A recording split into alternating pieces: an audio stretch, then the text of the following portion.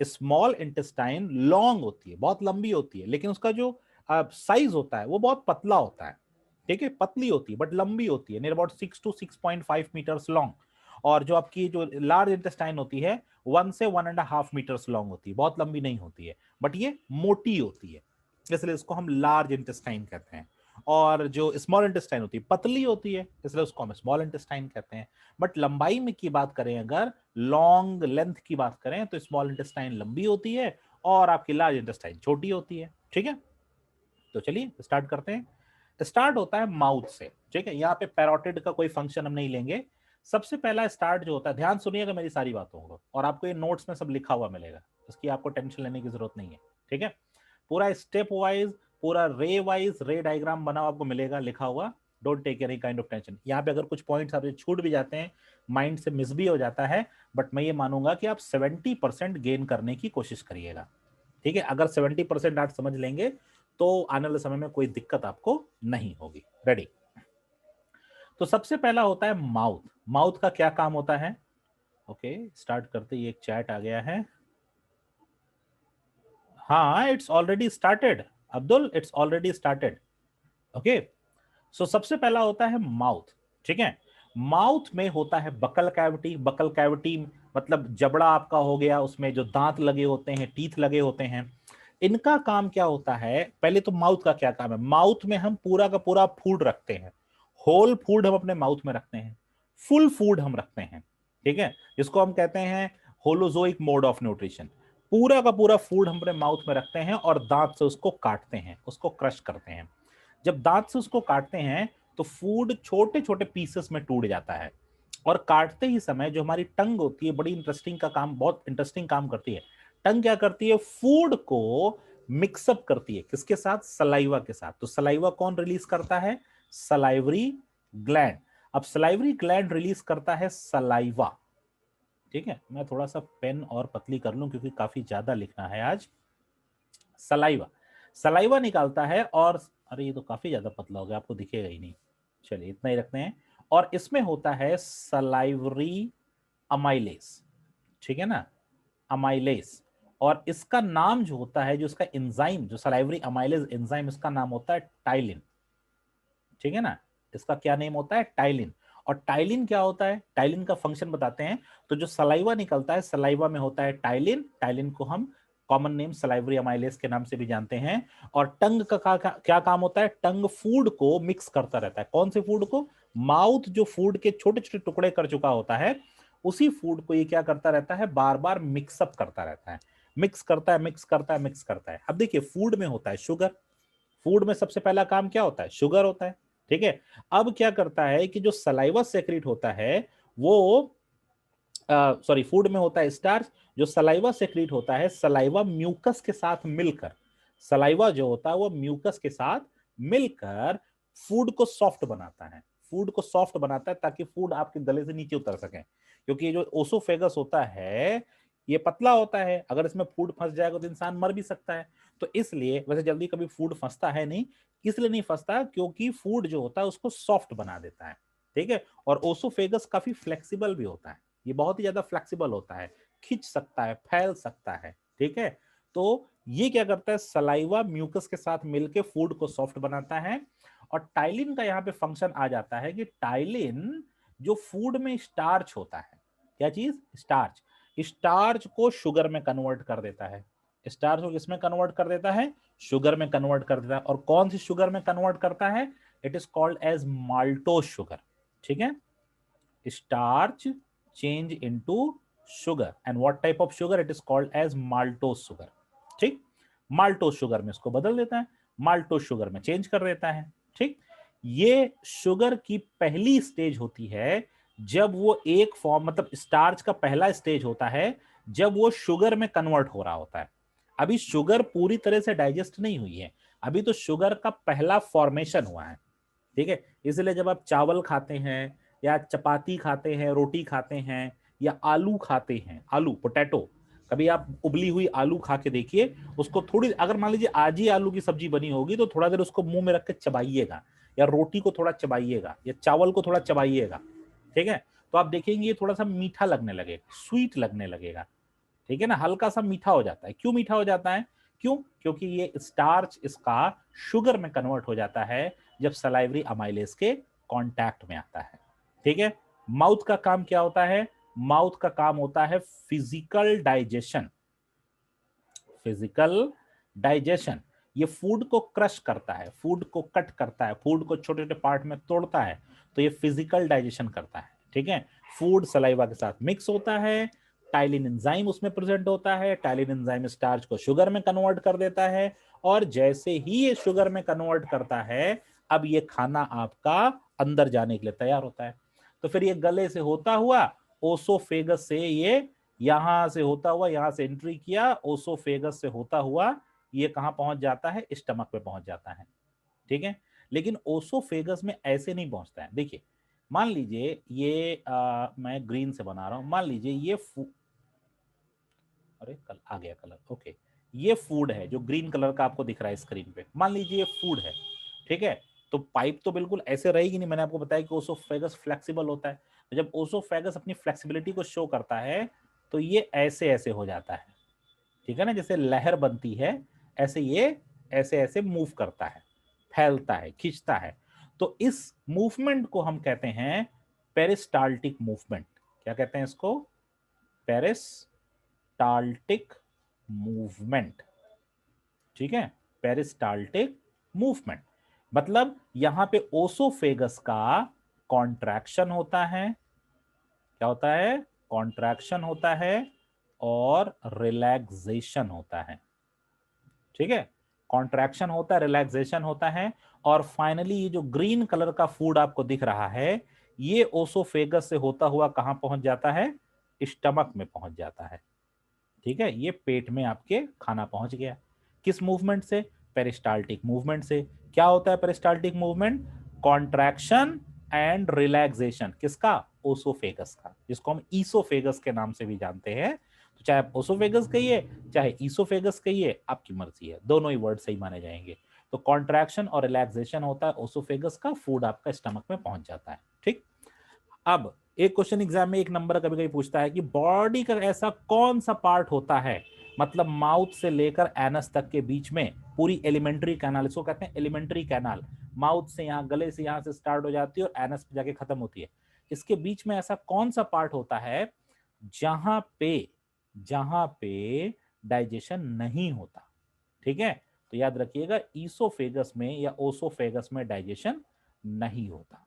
यही एक ऐसा पार्ट है जो सिर्फ फूड के मूवमेंट में हेल्प करता है, लेकिन यहां पे कोई भी डाइजेशन नहीं होता। आई होप यहां तक आपको समझ में आ गया होगा बहुत ही अच्छे से। नेक्स्ट, अब देखिए, अब आती है बारी स्टमक की। ये आ गया नंबर स्टमक का। जैसे ही खाना स्टमक में पहुंचता है, थोड़ी देर के बाद यहां पे 3 सब्सटेंसेस रिलीज होते हैं। एक तो पहले से रिलीज हो चुका होता है, जिसको हम कहते हैं म्यूकस। ठीक है। वो हमेशा हमेशा आपके स्टमक के चारों तरफ अंदर की ओर एक लेयर बना के रहता है। म्यूकस का काम ही है बराबर सेक्रीट होते रहना और अंदर एक लेयर बना के रखना। उसके बाद सेक्रीट होता है HCl, और फिर सेक्रीट होता है पेप्सिन। ठीक है ना। म्यूकस सेक्रीट होता है, HCl सेक्रीट होता है, और पेप्सिन सेक्रीट होता है।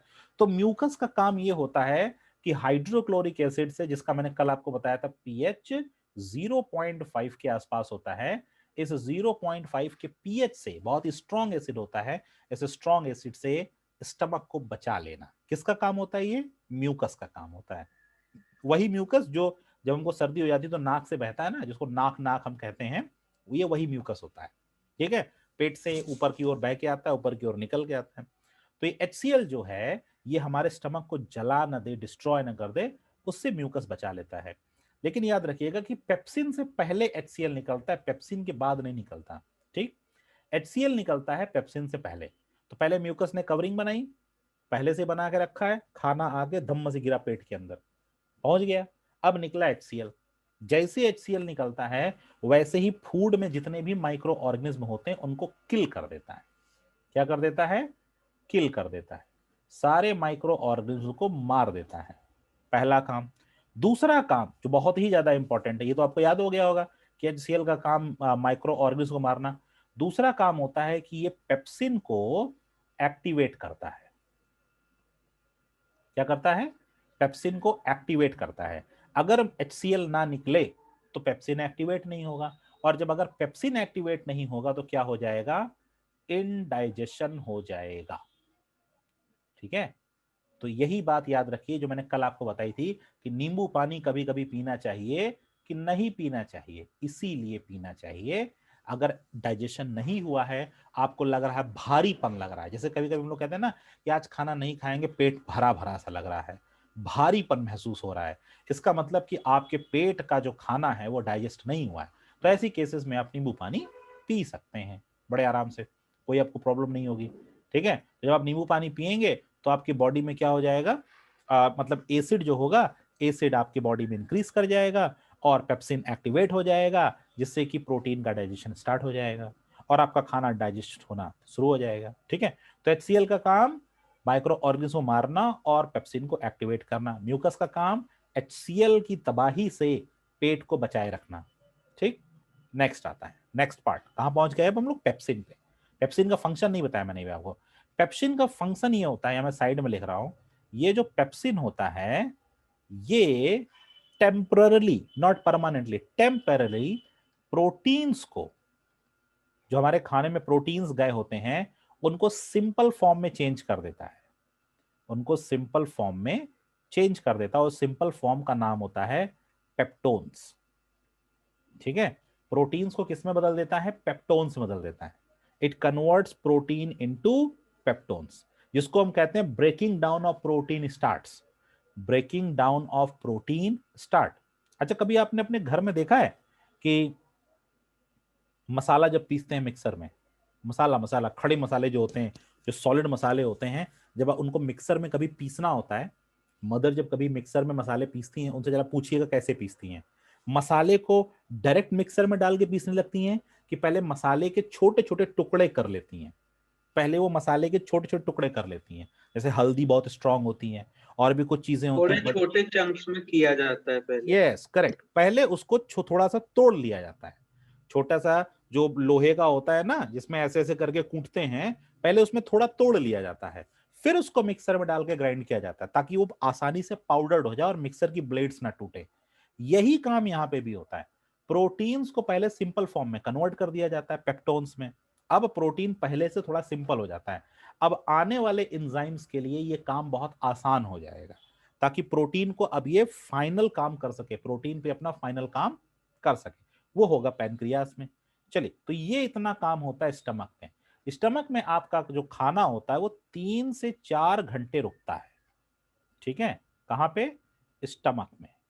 ये खाना 3 से 4 घंटे वहां पे रुकता है, कई बार 2 से 3 घंटे भी रुकता है, बट स्टैंडर्ड जो है वो 3 से 4 घंटे ही खाना आपका रुकता है। ठीक, फिर उसके बाद क्या हुआ, जब 3 से 4 घंटे खाना रुका तो खाने के छोटे छोटे पार्ट, छोटे छोटे पार्ट, ऐसा नहीं कि पूरा खाना इकट्ठे निकल के इंटेस्टाइन में चला जाता है, नहीं, खाने के छोटे छोटे पार्ट, स्मॉल स्मॉल पार्ट, छोटे छोटे फॉर्म्स में वो आगे की ओर बढ़ता रहता है। तो मैं आपको यहाँ पे थोड़ा सा डायग्राम में यहाँ पे थोड़ा सा बनाना चाहूंगा। ये ऊपर से आपका ओसोफेगस आया और ये आपका जे शेप्ड स्टमक होता है, और उसके बाद फिर ये इंटेस्टाइन ऐसे ऐसे होती हैं, ये जैसे अलादीन का चिराग होता है ऐसे ही हमारा स्टमक होता है। तो यहाँ पे इसका काम क्या होता है कि यहाँ पे, जहाँ पे देखिए मैं रेड बना रहा हूँ रेड कलर से, यहीं पे एक मसल होती है, इसको कहते हैं स्फिंक्टर मसल, स्फिंक्टर मसल। ठीक है, ये 2 जगह प्रेजेंट होती है, एक प्रेजेंट होती है एनस पे, देखिए मैं एनस यहाँ पे डायग्राम में दिया, मैं वहां रेड कर रहा हूं, गोला कर रहा हूं।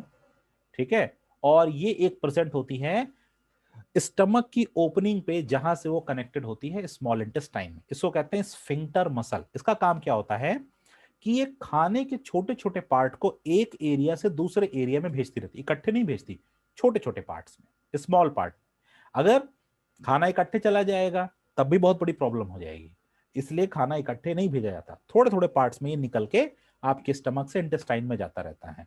अब सुनिए, इंटेस्टाइन में जब ये फूड पहुंचा तो वहां पे क्या काम होता है। इंटेस्टाइन में जब ये फूड पहुंचता है तो पहली बात तो फूड का जो मीडियम होता है वो एसिडिक होता है। कहां से निकला, स्टमक से निकला, स्टमक में था HCl और फूड का जो मीडियम है वो है एसिडिक। अब इंटेस्टाइन में जो एंजाइम्स काम करते हैं उस फूड के मीडियम को बेसिक बनाना होता है। अगर बेसिक ना हो तो सब गड़बड़ हो जाएगा। अगर फूड हमारा बेसिक नहीं बना तो सब गड़बड़ हो जाएगा, खाने का डाइजेशन प्रॉपर होगा ही नहीं, बड़ी प्रॉब्लम हो जाएगी। ठीक है, तो वहां पे बेसिक बनाने के लिए लिवर काम करता है। लिवर क्या सेक्रीट करता है? ये लिवर आपको दिख रहा होगा, ये ठीक है, ब्लैक से मैं टिक करता हूं इसके ऊपर, ये लीवर आपको दिख रहा होगा, लार्जेस्ट ग्लैंड है बॉडी का। ठीक है, और इंटरेस्टिंग एक फैक्ट बता दूं आपको लिवर के बारे में। लिवर बॉडी का एक ऐसा ऑर्गन है जिसको आधा डोनेट किया जा सकता है, पता है आपको? जैसे मान लीजिए कभी किसी का लिवर खराब हो जाए तो आप उसको आधा डोनेट कर सकते हैं, मतलब आधा काट के, जैसे ब्रेड होता है ना, ब्रेड आधा आप स्लाइस दूसरे को काट के दे सकते हैं, ऐसे लिवर आधा डोनेट किया जा सकता है। बड़ा इंटरेस्टिंग पार्ट है ये बॉडी का, लेकिन बहुत इंपॉर्टेंट पार्ट भी है। यहां से निकलता है बाइल जूस। लिवर से क्या निकला? Bile juice. ठीक है, लिवर से तो निकल गया, लेकिन ये जाके एक जगह स्टोर होता है। कहां पे? गॉल ब्लैडर में। गॉल ब्लैडर में, ठीक है, एक छोटा सा पार्ट होता है। ये समझ लीजिए कि एक छोटी सी डक्ट होती है। डक्ट, डक्ट ऐसी चीज होती है जहां पे कोई चीज स्टोर की जाती है। उस डक्ट को हम कहते हैं गॉल ब्लैडर। और गॉल ब्लैडर का काम होता है बाइल जूस को टेम्पररली स्टोर्ड करना, परमानेंटली नहीं, टेम्पररली। ठीक है, आपने सुना होगा कई बार लोगों का गॉल ब्लैडर का ऑपरेशन भी होता है, सुना होगा कई बार आपने। ऐसे लोगों का गॉल ब्लैडर का ऑपरेशन होता है जिनको पानी पीने की कम आदत होती है और फास्ट रहने की ज्यादा आदत होती है। ठीक है, ऐसे लोगों का गॉल ब्लैडर का ऑपरेशन आपने बहुत ही नॉर्मल तौर पे देखा होगा। क्यों ऐसा होता है? क्योंकि जब हम पानी कम पीते हैं तो गॉल ब्लैडर में जो बाइल जूस होता है उसमें बाइल सॉल्ट्स होते हैं। बाइल जूस में बाइल सॉल्ट्स होते हैं, ठीक है ना। और जब इंसान पानी कम पीता है तो इन सॉल्ट्स का कॉन्सेंट्रेशन बढ़ जाता है, और जब सॉल्ट्स का कॉन्सेंट्रेशन बढ़ जाता है तो गॉल ब्लैडर में स्टोन्स हो जाते हैं, वही सॉल्ट स्टोन्स होते हैं। ठीक है, तो डॉक्टर क्या करते हैं? गॉल ब्लैडर को काट के निकाल देते हैं। अब जब गॉल ब्लैडर को काट के निकाल देते हैं तो बाइल तो निकलता रहता है, लेकिन वो स्टोर नहीं होता। मतलब समझ लीजिए कि आपके घर में पानी आ गया और आपके घर में टैप नहीं लगा हुआ है, पानी बह रहा है, बराबर पानी बह रहा है। यही काम यहाँ पे होता है, बाइल जूस स्टोर्ड नहीं होता और वो बराबर इंटेस्टाइन में जाता रहता है। ठीक है, तो चलिए थोड़ा सा, तो इज इट ऑल्सो हार्मफुल? नहीं नहीं हार्मफुल नहीं होता, बट ये है कि ये बार बार क्या करेगा कि ये थोड़ा सा, मतलब ये समझ लीजिए कि आपकी बॉडी में बेसिक नेचर को इंक्रीज कर देगा। मतलब अनवांटेड बाइल जूस आ जाएगा आपकी बॉडी में, मतलब जैसे ही लीवर ने सेक्रेट किया आपके इंटेस्टाइन में पहुंच गया। हाँ, हालांकि उस समय इंटेस्टाइन में खाना होना चाहिए, अगर खाना नहीं होगा तो फिर अजीब अजीब तरह से डकार आएगी या आवाजें आएंगी मुंह से, ठीक है ना, ये सारी चीजें भी हो सकती हैं। तो गॉल ब्लैडर टेम्परली स्टोर करता है बाइल जूस को, बाइल जूस निकलता है लिवर से। अब ध्यान सुनिए, बाइल जूस का जो मीडियम होता है वो होता है एल्कलाइन। एल्कलाइन का मतलब बेसिक मीडियम। एल्कलाइन मैंने वर्ड यहाँ पे इसलिए यूज किया क्योंकि ये पानी में डिसॉल्व हो जाता है, इसलिए मैंने यहाँ पे एल्कलाइन वर्ड यूज किया। ठीक है, तो थोड़ा सा मैं आपको एक सेटअप बनाना चाहूंगा, ध्यान से देखिएगा, इस साइड में बनाता हूँ। सेटअप क्या है कि, चलिए इसको मिटा देते हैं स्टमक को, थोड़ा सा, ओके। देखिए यही स्टमक के पास में ही देखिएगा, ऊपर ही, ये ऊपर से आया ट्यूब और ये हमारा स्टमक, ठीक है, और ये हमारी स्मॉल इंटेस्टाइन। ऐसे हमारी स्मॉल इंटेस्टाइन होती है, ठीक है, ऐसे होती है। यहीं पे लगा होता है, यहां पे देखिए, यहां पे एक ऐसे ट्यूब होती है और इस ट्यूब में एक लीफ लाइक स्ट्रक्चर कनेक्ट होता है जिसको हम कहते हैं पैनक्रियास। ठीक है ना, मतलब देखिए यहां पे मैं नीचे अब बना रहा हूं थोड़ा क्लियर वे में। ये ऊपर से आई ट्यूब स्टमक से आ रही है जो इंटेस्टाइन के पास जाएगी, यहां से एक ट्यूब कनेक्टेड है, उसके बाद ये ट्यूब आगे की ओर बढ़ जाती है। ठीक है, ओके, ये वाली जो ट्यूब है ये पैनक्रियास की है, यहां पे पैनक्रियास जुड़ा हुआ है, ये स्टमक की है। ठीक है, और ये जो नीचे वाली है ये स्मॉल इंटेस्टाइन की है। ठीक है, तो सबसे बड़ा क्वेश्चन है कि गॉल ब्लैडर की ट्यूब कहां जुड़ेगी। ध्यान से देखिए कहां जुड़ेगी। मान लीजिए ये गॉल ब्लैडर है आपका, मान लीजिए ये आपका गॉल ब्लैडर है, ठीक है, ये गॉल ब्लैडर है। गॉल ब्लैडर से जो ट्यूब निकलेगी वो पैनक्रियाटिक ट्यूब में जाके जुड़ेगी जिसको हम कहते हैं पैनक्रियाटिक डक्ट। ठीक है, वो पैनक्रियाज के ट्यूब में जुड़ेगी ना ही स्टमक के ट्यूब में जुड़ेगी, ना ही स्मॉल इंटेस्टाइन के ट्यूब में जुड़ेगी। मतलब अगर हम यहाँ ऊपर मान लें कि ये गॉल ब्लैडर है, तो इसकी ट्यूब आकर इस पैनक्रियास के ट्यूब में जुड़ेगी। बात समझ में आ गई? समझ में बिल्कुल आ गया होगा, क्लियर। अब क्या होता है यस कि सर। फूड यहाँ ऊपर से आ रहा है, यहाँ स्टमक से फूड आपका बढ़ रहा है, नीचे की ओर बढ़ता जा रहा है, बढ़ता जा रहा है। तो जैसे ही स्मॉल इंटेस्टाइन में पहुंचता है, वैसे ही पैनक्रियास से आपके 3 एंजाइम निकलने शुरू हो जाते हैं। कौन कौन से? Trypsin, lipase and amylase. What type of enzyme?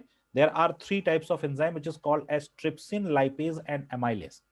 ठीक है, थोड़ा मैं यहाँ पे नीचे लिख रहा हूं, ट्रिप्सिन, लाइपेज एंड अमाइलेज। चलिए, अब अपने से सोच के बताइए कि ट्रिप्सिन किससे मिलता जुलता लग रहा है? बताइए। ये तीनों पैनक्रियास से निकले हैं। कहां से निकले हैं? सब पेप्सिन से। हाँ, पेप्सिन से। ये कहां से निकला हुआ है? पैनक्रियास से। ट्रिप्सिन पेप्सिन से साउंड्स मिलता जुलता है। लाइपेज छोड़ दीजिए। अमाइलेज किससे मिल रहा है? बताइए, अमाइलेज किससे मिल रहा है? किससे मिलता जुलता लग रहा है आपको? Sir salivary amylase. Salivary amylase से। करेक्ट, बिल्कुल सही, यही मैं सुनना चाहता था। तो देखिए, सलाइवरी अमाइलेज जो है, सलाइवरी अमाइलेज, एक मिनट, ये थोड़ा सा कुछ एरर दे दिया। आई थिंक ये स्क्रीन थोड़ा सा बंद हो जाएगा, मैं फिर से ऑन कर रहा हूं, just wait for a minute.